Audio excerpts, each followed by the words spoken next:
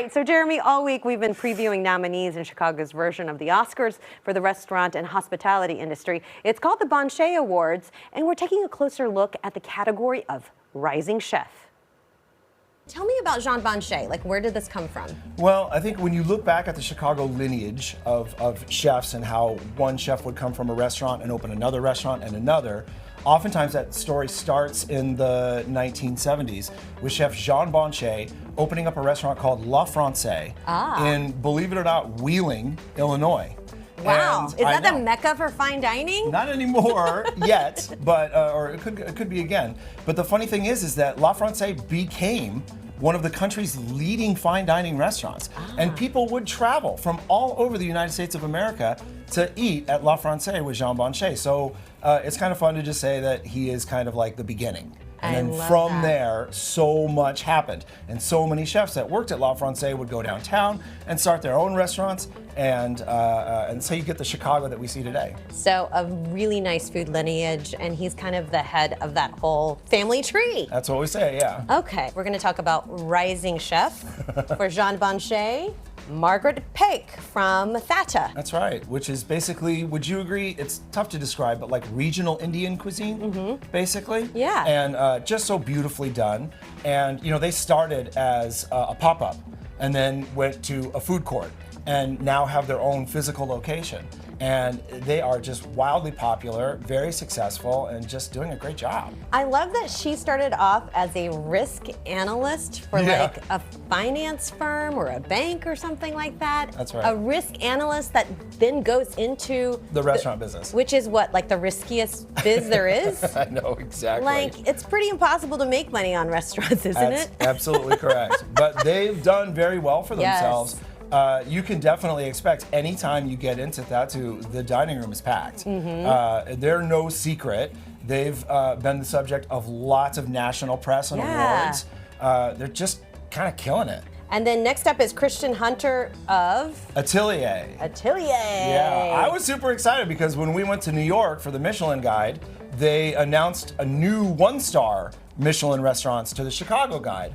And they announced Chef Christian, and I turned around and he was standing directly behind me. It was so cool. And I got to watch him walk up and take his star for the first time. So congratulations to him on that Michelin star, and now a nomination for Rising Chef. And Christian Hunter is not like an old dude. I mean, like, he's a young guy. That's what I mean. Yes. Like, and already a Michelin star? Yeah, I think it's very eclectic. It's very his.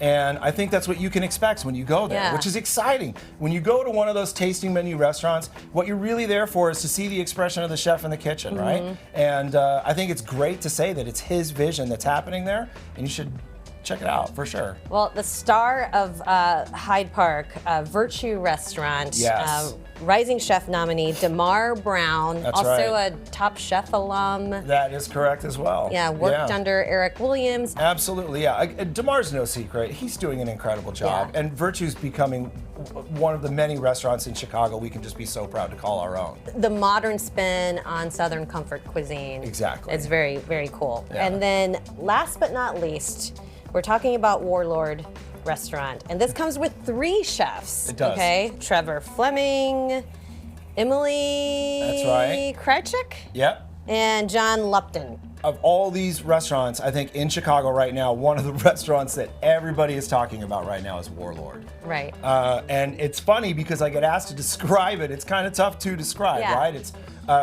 sleek. It's sleek. It's in a big, kind of loud, bustling environment. Right. They cook by hearth. And I think one of the best parts and things that I hear from guests that eat at that restaurant is they're doing exactly what they want to do. They're cooking the food that they want to cook.